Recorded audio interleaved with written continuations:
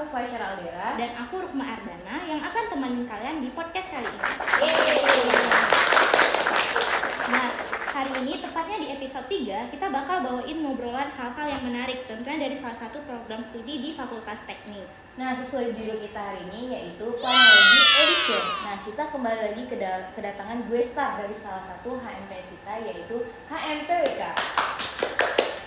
Mungkin kita boleh kenalan dulu nih sama kedua gue star kita hari ini. Nah, boleh gue star kita kenalin dirinya, namanya? Perkenalkan, nama aku Rizkullah, aku dari Angkatan 21. Oke, perkenalkan, nama aku Muhammad Husnul Kulub, boleh dipanggil Husnul. Mahasiswa program studi perencanaan wilayah dan kota angkatan 2021. Wah, oke. Terima kasih. Halo Rizkul dan Husnul. Jadi, thank you nih udah kenalin diri. Selamat datang untuk Rizkul dan Husnul di podcast Anak Teknik Edition kali ini. Nah, sebelum itu, sebelum kita masuk ke pertanyaan, kita tanya dulu nih, gimana kabar Rizkul dan Husnul nih? Alhamdulillah aku sehat. Sehat? Kalau Ya, Rizkul? bisa dilihat ya. Sehat. Nah, ini kan lagi libur ya kebetulan. Apakah ada libur juga atau tetap stay di Banda nih? Untuk sekarang masih libur dan stay di Banda sih. Stay di Banda. Kalau Oke, selaras mungkin kan, Selaras. libur dan stay di Banda. ini nggak kos kah atau rumah nih berdua nih? Juga satu rumah nih. Kalau aku asli Banda. Oh, asli Banda. Aceh. Aku asli Abdia, tapi sini ada rumah. Oh, gitu. Nah, gitu ya guys ya. Jadi boleh nggak kita langsung ke pertanyaannya atau ada perbincangan lagi nih kira-kira? Boleh. Langsung ke pertanyaan aja ya. Oke. Jadi semuanya di podcast Anak Teknik Planology Edition kali ini aku bakal nge-host bareng Dera. Tapi tentunya bakal nggak kalah seru sama pembahasan kita karena di sini kita bakal kenalan lebih jauh nih tentang program studi yang satu ini bareng teman-teman dari HMPWK. Oke, jadi ini jelasin dulu nih program studi PWK tuh apa sih? Apa itu PWK gitu. Oke, terima kasih pertanyaannya. Menurut pandangan kami sendiri, sebenarnya program studi perencanaan wilayah dan kota ini merupakan program studi yang disiplin ilmu. Karena di sini kita belajar berbagai banyak hal, mulai dari secara spasial, non spasial, baik itu secara geografis maupun ekonomi, sosial, budaya, politik dan sebagainya. Kemudian juga PWK sendiri ini merupakan tahun ke-8 dan juga angkatan ke-8 yang akan diterima pada tahun 2024 ini, yang mana udah melahirkan banyak lulusan mulai dari angkatan 2016 hingga angkatan terbaru yaitu tahun 2020. Tahun berdiri PWK ini kapan ini? Untuk tahun berdiri PWK ini itu pada tahun 2016. Ya, bulan September. Salah. 2015 September. Bulan September. 2015 September. Akreditasinya apa tuh? Apa? Untuk sekarang akreditasinya apa? Akreditasi. Oh, akreditasi baik sekali masih. Baik sekali. Oke. Nah, jadi aku juga pengen tahu nih ilmu yang dipelajari di PWK itu seperti apa sih? Oke, selaras yang udah aku sampaikan sebelumnya, sebenarnya PWK ini kan multidisiplin ilmu. Ada belajar keteknikannya, ada belajar secara spasial, secara geografis, secara ekonomi, sosial, budaya, politik dan sebagainya. Oh, masuk politik juga ya? Semua masuk. Waduh. Karena untuk merencanakan suatu kawasan ataupun merencanakan suatu daerah itu kan harus mempertimbangkan berbagai aspek. Wih, aduh, keren. Nah, ini ada pertanyaan yang paling menarik juga nih. Karena kan PWK nggak ada sebutan tekniknya ya di situ. Nah, banyak orang bingung nih, unsur keteknikan dari PWK itu sendiri itu apa? Gitu. Oke.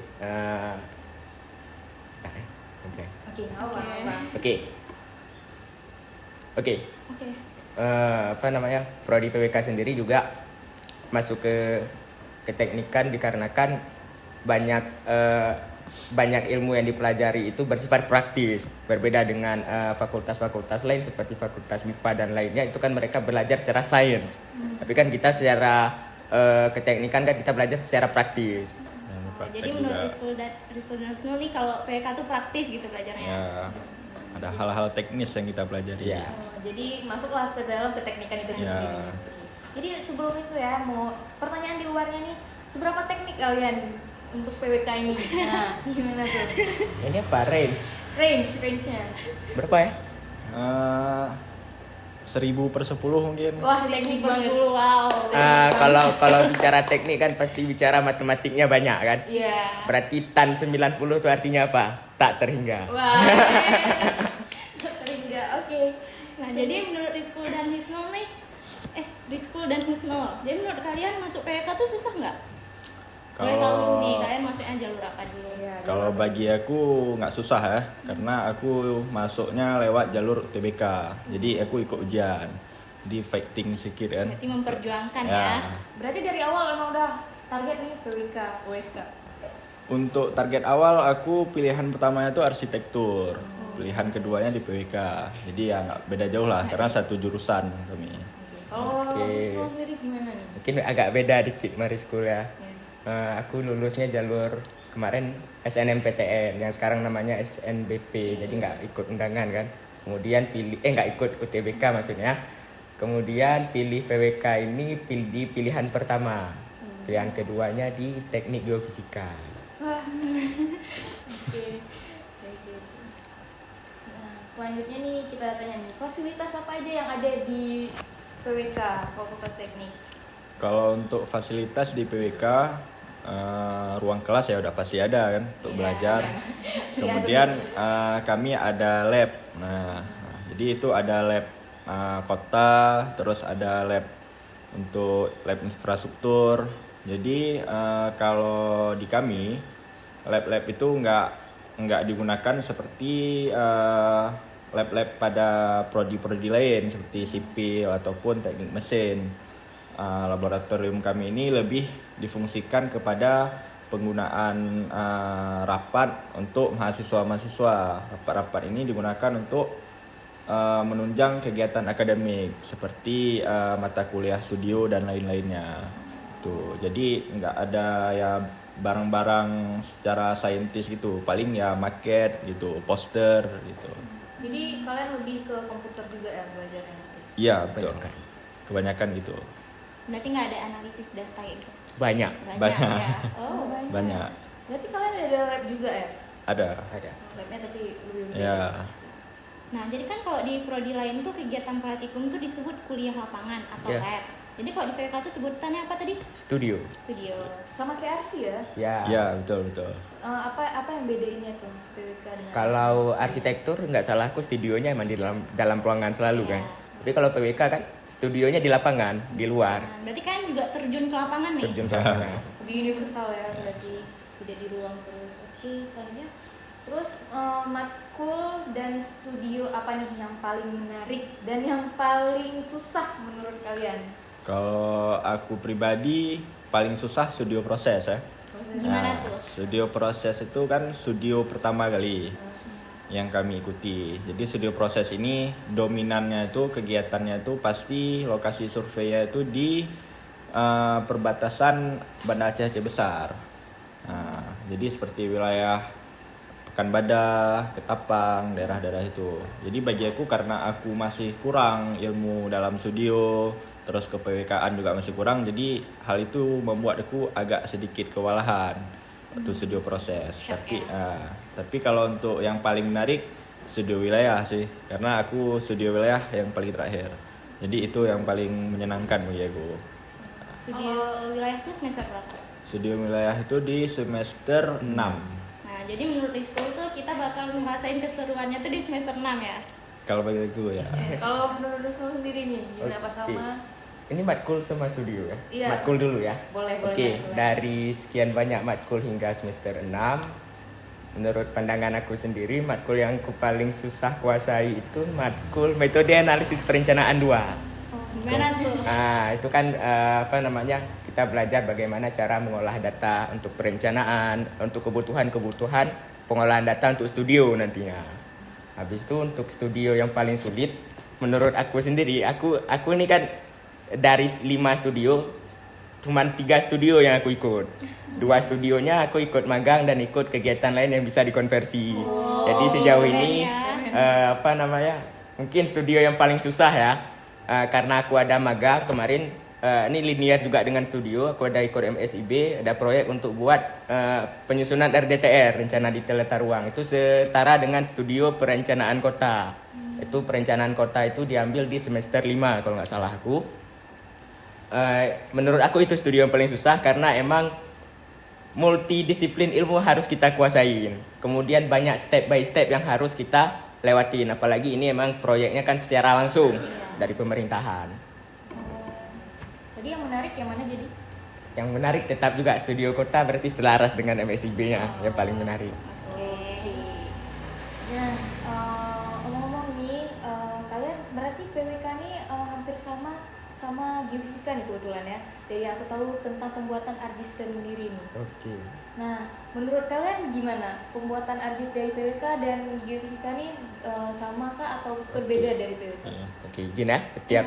Tiap rumpun ilmu tentunya juga beda metodenya. Yang kami tahu juga dari prodi-prodi lainnya dengan PWK sendiri, PWK kan membahas tentang pengolahan data berbasis penataan ruang dan juga berbasis perencanaan. Berbeda dengan geografi, geofisika, sains informasi geografi yang membahas tentang survei geodetik, keadaan geografi dan lain sebagainya. Akan tetapi kami di sini mengolah dan juga membuat analisis untuk penataan ruang. Jadi analisis untuk penataan ruang ini nanti jadi output untuk rencana pembangunan penataan ruang ke depan. Nah, kalian tahu nggak ada berapa sih PWK ini di universitas di Indonesia ataupun di Aceh sendiri? Oke, untuk di Aceh masih ada 1 di Universitas Syah Kuala. Kemudian untuk di Indonesia sendiri setahu aku masih ada 52 universitas yang ada program studi perencanaan wilayah dan kota. Banyak juga ya. Ya, jadi aku mau tahu nih apa keunggulan dari program studi PWK nih menurut kalian berdua. Mungkin Oke. boleh Rizko dulu. Kalau persepsi aku pribadi ya, kalau untuk keunggulan dari program studi perencanaan wilayah kota ini kan seperti yang dibilang sama Susnul tadi. Kita kan belajar disiplin ilmu. Jadi setiap rumpun ilmu yang ada itu kami pelajari. Jadi basic ekonomi, basic politik, basic di MIPA, basic di FKIP, sosial, budaya, semua kami sudah pahami. Jadi untuk prospek ke depan pun kami bisa nimbrung di tingkat manapun. Dan untuk prospek magang juga kami lumayan besar karena di setiap kerjaan itu ada namanya bidang perencanaan ataupun setiap kantor. Jadi kami bisa masuk ke dalam bidang tersebut. Dan keunggulan yang paling besar juga seharusnya prodi perencanaan wilayah kota ini salah satu orang-orang yang berpotensi besar sebagai pemerintah daerah. Karena kami basicnya planner, perencana, yang mana untuk menyusun peraturan dan kebijakan itu kami juga pelajari. Jadi kami ya sedikit paham lah seperti anak hukum dan politik. Gitu. Jadi kalau Rizal sendiri setuju dengan pendapat Oke, aku juga sepakat dengan apa yang disampaikan sama Rizko sebelumnya. Emang PWK ini intinya juga nggak hanya membahas dan juga fokus terhadap satu rumpun ilmu, dan juga PWK nggak punya konsen, nggak kayak prodi-prodi lainnya kan punya konsen yang tersendiri, tapi PWK nggak punya. Nah, hal ini juga menunjukkan bahwa program studi perencanaan wilayah dan kota ini menekankan setiap mahasiswanya untuk menguasai berbagai disiplin ilmu, mulai dari secara spasial hingga non spasial. Nah, tentunya kalau udah ngobrolin keunggulannya nih, program studi ini sendiri pasti nggak jauh-jauh kita bakalan ngobrolin tentang prospek. Nah, prospek untuk mahasiswa ini sendiri gimana? Oke, untuk prospek sendiri kita mulai dulu dari yang paling dasar dulu ya. Yang paling dasar untuk mahasiswa itu untuk magang. Jadi kan Kemendikbudristek kan ada buat program magang merdeka atau kampus merdeka, baik itu MSIB, kampus mengajar, PMM dan lain sebagainya. Karena aku ada ikut MSIB, program Inspiring, kemarin untuk anak PWK sendiri diprioritaskan untuk diluluskan dalam program Inspiring di bawah Kementerian ATR BPN. Jadi dari 2000 mahasiswa pendaftar, 400 yang diterima. Dan prioritasnya itu untuk anak PWK karena ada proyek khususnya untuk penyusunan rencana detail tata ruang dalam rangka percepatan penyusunan RDTR se-Indonesia. Kemudian selain MSIB, kawan-kawan juga dapat prospek untuk KP, kuliah praktek, itu bisa dimanapun. Karena tiap-tiap instansi ataupun tiap-tiap mitra pasti punya divisi ataupun bidang yang terkait dengan perencanaan. Baik itu perencanaan wilayah dan kota ataupun perencanaan lainnya. Jadi anak PWK ini kan bukan hanya membahas tentang perencanaan wilayah dan kota, tapi seluruh aspek perencanaan pun harus bisa dikuasai. Setelahnya Ketika dengar penjelasannya kayak seru banget ya di PWK Der. Iya, jadi kayaknya mau nyoba nih, pada tertarik ya Iya. untuk daftar di PWK USK. Apalagi prospek kerjaannya luas banget. Iya. Jadi coba dong masing-masing dari kalian ceritain gambaran prospek magang ataupun berkarir nih bagi lulusan PWK tentunya. Oke, kalau untuk prospek karir tadi ya, Iya. prospek karir untuk lulusan PWK ini biasanya kami bekerja di ada sektor instansi pemerintahan, kemudian ada sektor swasta juga, instansi swasta, kemudian juga kami juga ada konsultan pribadi ataupun bisa di konsultan swasta. Bahkan untuk BUMN pun juga ada beberapa itu tersedia untuk di bidang prodi perencanaan wilayah kota juga di bidang perencanaan. Nah, jadi karena kami pun disiplin ilmu, seharusnya dalam beberapa aspek pekerjaan itu kami bisa ikut nimbrung. Seperti di bagian bank itu ada bidang perencanaan juga, jadi kami bisa masuk juga ke bagian bank. Nah, jadi perencanaan ini nggak seperti yang dibilang sama Husnul tadi, nggak mesti perencanaan kota, tapi perencanaan SDM, perencanaan SDA itu juga kami masuk ke dalam hal tersebut. Itu perencanaan kawasan, pesisir, bencana itu juga kami masuk. Jadi untuk segala aspek pekerjaan seperti BPBD, BPBA, kemudian untuk bank tadi juga Bapeda, PUPR, kami bisa masuk semuanya. Itu. Itulah mengapa disebut PWK ini nama lainnya planologi. Ilmu yang mempelajari segala sesuatu tentang perencanaan. Jadi fakta menariknya nih, ternyata PWK bukan hanya wilayah dan kota, tapi Ya. banyak lagi ya. Ya, betul. Nah, dari itu kita masuk ke sesi selanjutnya nih. Iya, kita bakal bahas fakta-fakta menarik dari PWK. Ini bakalan mitos atau fakta tentang PWK itu. Apa ini? Jadi Nah. rulusnya itu, jadi kalian harus jawab barengan di hitungan yang ketiga ya. Iya. Oh, Harus bareng. kalian, harus Iya, kalian. kayak atau menurut kalian tuh mitos atau fakta? Karena kan bisa jadi ada persepsi berbeda nih. Ya. Oke. Jadi Ke pertanyaan pertama ya. aku mulai ya. Jadi dalam selesaiin tugasnya, anak PWK lebih sering pakai sistem SKS, sistem sebut semalam itu mitos atau fakta? 1, 2, 3. 2, 3. Fakta. Kenapa tuh? Kenapa? Kalau aku ya, mungkin baru dikasih kerjaan sama dosen. Ya. Mungkin kalau aku pribadi ya, karena aku nggak cuman ngampus, tapi aku juga ada kerja di tempat lain. Jadi kerjaan aku nggak cuman kuliah, tapi aku juga harus kerja untuk cari ya nambahan jajan lah kita bilang. Jadi ketika udah aku kerja, aku udah agak sedikit lupa sama tugas aku. Baru teringat itu ketika besok mau mata kuliah itu lagi. Jadi Apalagi info di grup. ya info di grup kadang Harus diingatin dulu ya, nggak? kalau aku sih setiap besok ada mata kuliah lain aku tanya dulu malamnya sama kawan aku. Ada PR nggak untuk besok? Ada tugas nggak? Oh ada. Malam itu terus aku buat. Ya, dan Pernah biasanya ya nggak tidur selesai. nggak? Pernah, pernah, sangat sering ya. Oh, sendiri. Karena sistem kebut Mungkin, semalam. mungkin sama dengan di school kan. Aku juga nggak cuman kuliah, ada kegiatan-kegiatan lainnya yang di luar kampus. Habis itu juga kenapa aku selalu buat tugas itu sistem SKS? Ya. Karena kemampuan berpikir kita kalau udah deadline itu pasti meningkat kan. Iya. Betul. Tapi kritis ya. Anak Psikologis. teknik kan gitu. Psikologis betul. Harus SKS. Nggak bisa. Oke, next pertanyaan selanjutnya nih. Katanya anak PWK lebih milih nggak tidur daripada harus telat evaluasi studio. Mitos atau fakta? Fakta. Fakta. Fakta. Fakta itu. Kenapa lebih Dan- milih nggak tidur? Terus kan nanti kalau nggak tidur otaknya nggak bekerja. Nggak pusing apa ya? Jadi sebetulnya studio ini mata kuliah yang paling sakral kalau di PWK. Karena dia SKS-nya yang sangat banyak, 4 SKS jadi. Nah, jadi itu SKS paling besar di PWK. Jadi ketika studio itu tertinggal, maka dia otomatis tertinggal sama kawan-kawannya juga, kawan-kawan seangkatan. Otomatis dia bakalan ikut sama adik-adik letting. Seperti yang kita tahu tadi, studio ini kan jalannya ke lapangan. Bahkan kami nginap di lokasi survei itu kisaran seminggu waktunya.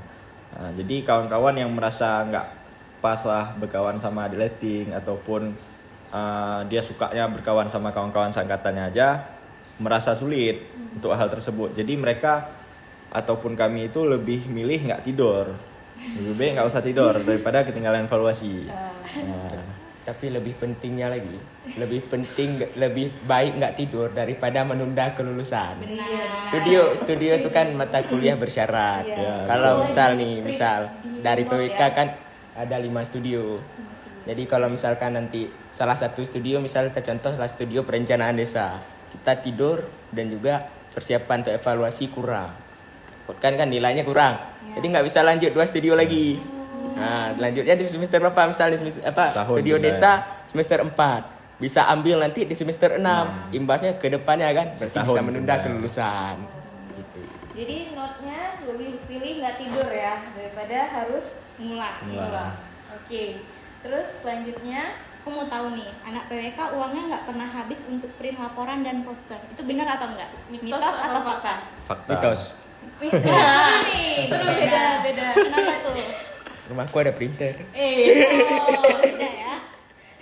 Kalau aku ya kami memang harus jor-joran ya kalau masalah uang untuk print laporan. Print laporannya pun tebal-tebal, terus harus di print 5 atau 4 rangkap. Karena untuk dosen penguji sama pembimbing 2 orang, pembimbing 2, penguji 2, 1 untuk kami. Jadi ya itu lumayan cukup menghabiskan dana. Cuman nggak ada uangnya kami, pasti tetap kami kasih untuk laporan. Istilahnya ya jor-joran lah untuk studio nih. Gitu. Biar juang mati-matian ya. Ya. Yang mitos nih gimana nih? Ya, mungkin karena ada printer pribadi di rumah kita berkorban dikit kan. Di kawan-kawan lain juga kalau ada apa-apa print aja di rumah. Boleh Jangan ya. lupa ngeprint tempat aku ya. Lupa ya. Sekalian gitu Gratis ya. berarti bang? Bayar. Bayar berarti. Harganya miring. Oke. Nah, nih mitos atau fakta kalau misalnya anak PWK sering dikira bukan anak teknik? 1, 2, 3. Fakta. Mitos. Kenapa makanya. nih? Mitos. Kalau menurut aku ya, untuk sekarang mungkin orang udah lumayan banyak tahu kalau perencanaan oleh kota itu masuk ke dalam teknik. Tapi mungkin orang kalau kita bilang perencanaan oleh kota, orang nggak terlalu tahu. Tapi ketika kita bilang planologi, mereka tahu kalau itu bagian dari fakultas teknik. Nah, kenapa perencanaan wilayah dan kota dianggap tidak teknik? Dikarenakan salah satunya juga keilmuan kami itu yang enggak semuanya bersifat teknis ataupun praktis. Memang kebanyakan teknis dan praktis, akan tetapi tidak semua membahas soal itu karena output dari pendidikan kami itu lebih ke dokumen bentuknya, bukan berupa bentuk fisik seperti arsitektur ataupun teknik mesin, teknik sipil lah. Kami bentuknya berupa dokumen untuk mewujudkan pembangunan. Seperti itu. Jadi ya rata-rata masyarakat kadang mungkin kalau lewat di TikTok ya, mungkin orang nanya PWK itu masuk teknik nggak? Nah, gitu. Mungkin bisa dijawab sama Husnul. Oke. Gimana? Simple kali jawabannya sebenarnya kan. Kenapa tuh? Biasanya lulusan teknik ini jadi sarjana teknik. Kan tapi PWK bukan ST. SPWK, sarjana perencanaan wilayah dan kota. Jadi asumsi masyarakat juga pikir PWK rupanya masuk teknik juga rupanya, kok gelarnya beda gitu. Jadi kayak tersendiri gitu ya. Dari gelarnya ya. Jadi orang banyak berspekulasinya beda. Oke. Nah, jadi mitos atau fakta nih bagi Rizkul sama Husnul kalau kalian tuh sering gunain waktu survei untuk jalan-jalan. Fakta. Kenapa tuh fakta? Karena itu dua hal pertanyaan ya. Survei sambil jalan-jalan atau jalan-jalan sambil survei. Bareng. Nah, jadi seharusnya itu hal yang berbarengan. Karena tujuan kami ke sana sebetulnya bukan untuk jalan-jalan, untuk survei. Jadi mayoritas anak PWK ini kebiasaannya dikasih waktu seminggu untuk survei. Yang mana menurut aku itu kurang ya untuk waktu seminggu. Tapi kami bisa menyelesaikan survei itu kisaran 3 atau 4 hari. Jadi kan masih ada range waktu 2 atau 3 hari lah. Kami bisa pakai itu untuk jalan-jalan. Apalagi kalau daerah-daerahnya itu memang jauh. Contoh kayak aku kemarin studi wilayah, aku di Aceh Singkil. Itu kami bisa selesaiin dalam waktu 4 hari. Sisanya itu kami bisa ke Medan, putar lagi. Ya. Oh, jauh ya. Ya. Ya, curi-curi waktu, pandai-pandai curi waktu. Jadi itu salah satu hal yang membuat PWK ini sangat-sangat seru. gitu. Karena ada jalan-jalan juga ya, dikurangi dengan kita kuliah juga sambil kuliah. Nah, Refreshing ya. ini ada pertanyaan menarik nih. Nah, sebelum itu kita tanya dulu. Jadi Rizkul dan Nuskul nih udah punya pacar atau masih jomblo nih? Pertanyaan bakalan menarik nih. Kosong sih. Kosong. Kosong ya guys. Oh, jadi dua-duanya kosong nih guys. Jangan lagi promosi juga ya. Dari promosi juga. Oke, kita tanya mitos atau fakta akibat survei kisah percintaan suram karena sering LDR nih anak PWK nih. Mungkin ada cerita dari temennya, mungkin karena kan mungkin kosong. Atau mungkin sempat punya ya, tapi udah putus mungkin. Eh, mitos sih, mitos. Mitos. Ya. Kenapa tuh mitos? Karena belum pernah ngalamin. Oh ya kan. Karena gini sebetulnya, orang yang berhubungan ataupun berpacaran sama anak-anak teknik harusnya ya cewek-cewek yang di luar fakultas teknik kita bilang ya, udah tahu seharusnya anak teknik ini sibuknya apa, udah pasti kali itu, udah pasti di laporan sama di praktikum hal-hal itu. Jadi hal-hal itu harusnya hal yang membuat mereka menyadari bahwasannya cowok ataupun ceweknya itu bukan ya karena survei bisa dekat sama cewek lain atau si cowok bisa dekat sama si cewek bisa dekat sama cowok lain. Nggak kayak di KKN. Kami tahu batasan diri kami masing-masing karena kami kawan. Nah, kawan. Kawan, kami kawan. Nah, Jadi jadi ada kan batasan-batasan. kalau yang kita tahu tuh kan kalau kalian bilang tadi anak teknik tuh carinya sama fakultas lain gitu biar bisa di ngertiin. Atau harus cari cowok teknik Tapi harus sama kan cewek di teknik. sosial media tuh bilang jangan sama anak teknik. Iya, gimana tuh? Nah, gimana tuh? Maksudnya jangan lari mungkin. Jangan Tahu. Jangan lari. Tanya ya, menurut kalian nih benar nggak kalau misalnya cowok teknik tuh red flag? Nah, harus terus cowok teknik tuh harus sama cewek teknik juga biar Dia selaras. bisa ngertiin gitu kesibukannya. Nah, Kalau menurut aku nggak red flag ya. Seperti yang kita tahu mungkin sebetulnya itu balik lagi ke ini ya, ke pribadi masing-masing, baik itu si cowoknya ataupun si ceweknya, apakah ya sanggup menjaga perasaan atau enggak ya, seperti hal-hal yang umumnya kita tahu lah. Mungkin kalau kita mau lihat role model mungkin bisa dilihat Pak B.J. Habibie. wis. Seberapa insinyur, ya? setianya begitu beliau sama Ainun. Jadi kira-kira Rizkul sama Isnul bakal setia nanti ya sama pasangannya. Insya Allah. Itu kan Jadi gimana? sebuah harapan. Kalau abang sendiri gimana nih? Setuju nggak sama Rizky? Nggak tahu ya, nggak pernah ngalamin. Sadaqallahul azim aja kalau bahasa nih. Nah, jadi aku juga pengen tahu nih. Yang aku tahu nih, menurut kalian ini mitos atau fakta? Kalau anak PWK itu adalah mahasiswa pura-pura, kuliah rapat. 1, 2, 3. Fakta. Kenapa tuh? Anak PWK ini kan bukan, emang 100%-nya bukan anak organisasi. Tapi kura-kura yang dimaksud ini kan bukan cuman orang-orang yang berpartisipasi dalam organisasi, bukan organisatoris aja kan.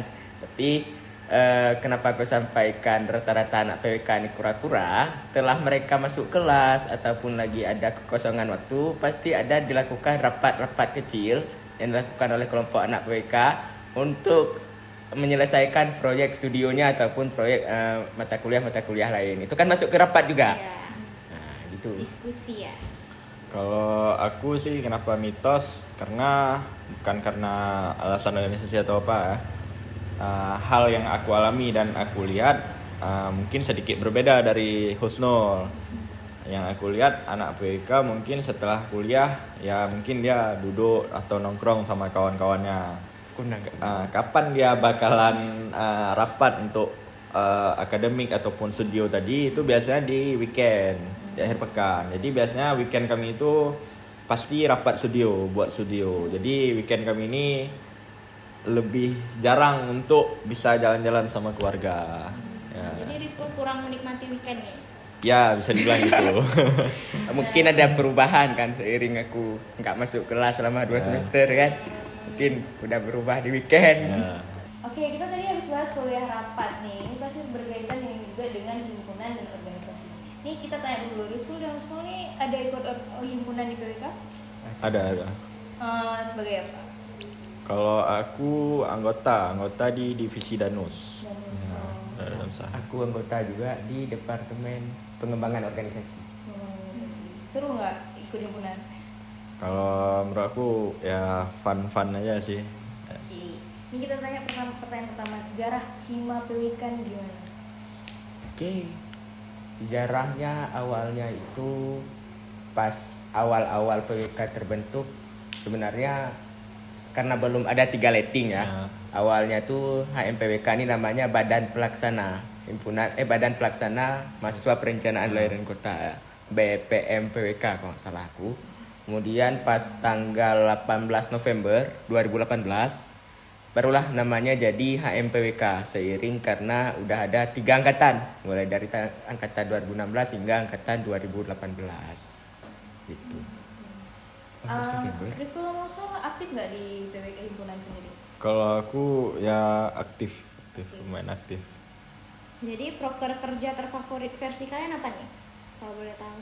Kalau aku pribadi, aku program kerja desa binaan itu dari Departemen Humas. Ya. Kalau aku Dimension of Urban and Regional Planning DURP itu acara unggulan dari HMPWK. Oh. Ini kita tanya dulu nih, DURP tadi kan. Nah, itu apa sih dari acara himpunan itu sendiri? Mungkin biasa aku jelasin sendiri. DURP itu merupakan sebuah event ataupun kegiatan dari mahasiswa perencanaan wilayah kota. Jadi DURP ini hampir setiap tahun ada. Kenapa aku bilang hampir setiap tahun? Karena pada tahun 2020 itu sempat tidak bisa dilaksanakan kan karena COVID. Jadi untuk tahun ini insya Allah kami juga akan melaksanakan kegiatan DURP. DURP ini itu bentuknya itu beragam. Dia ada lomba, kemudian ada diskusi kota, pengabdian masyarakat, kemudian ada juga festival untuk UMKM ataupun festival expo, dan pengenalan program studi perencanaan wilayah ke sekolah-sekolah di SMA yang ada di Aceh. Itu. Nih kita tadi bahas DURP nih, kita nggak tahu nih kepanjangannya apa tuh.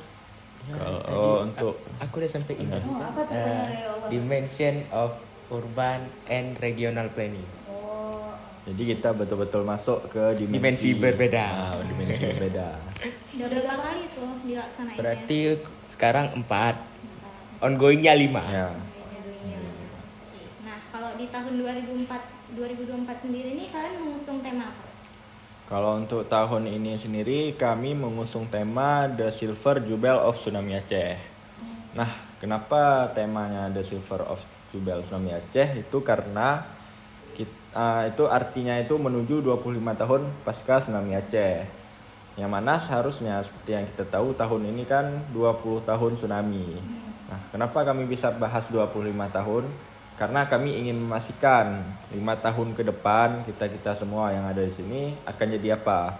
Apakah kita mendapatkan pekerjaan yang layak? Apakah kehidupan kita ada yang bisa jamin? Kita masih bisa makan besok ataupun hal-hal lain? Apakah kita masih bisa belajar besoknya? Hal-hal itu. Jadi hal-hal itulah yang membuat tema tadi ada. Kami ingin memastikan 5 tahun ke depan tuh bakal jadi orang seperti apa kita Aceh ini. Gitu. Ya, selaras juga yang disampaikan dengan Rizkul. Kenapa kami mikirnya 25 tahun, mikirnya 5 tahun ke depan. Anak PWK ini kan dituntut untuk Visioner. lebih visioner. Jadi segala bentuk output kerja anak PWK ini kan outputnya itu untuk Masa depan. rencana masa depan. Jadi kami ingin memastikan bahwa bagaimana kondisi Aceh pasca 25 tahun tsunami, apakah nanti dari kondisi penataan ruangnya, kondisi quality of life masyarakatnya, hingga nanti apakah kita lulusan Universitas Syah Kuala ini udah mendapatkan pekerjaan yang sesuai dengan kita impikan atau belum. Melihat 5 tahun ke depan Ya. kita yang kelima. Ya. Oke. Jadi event apa aja yang ada di DUPR kelima yang direncanakan tahun ini?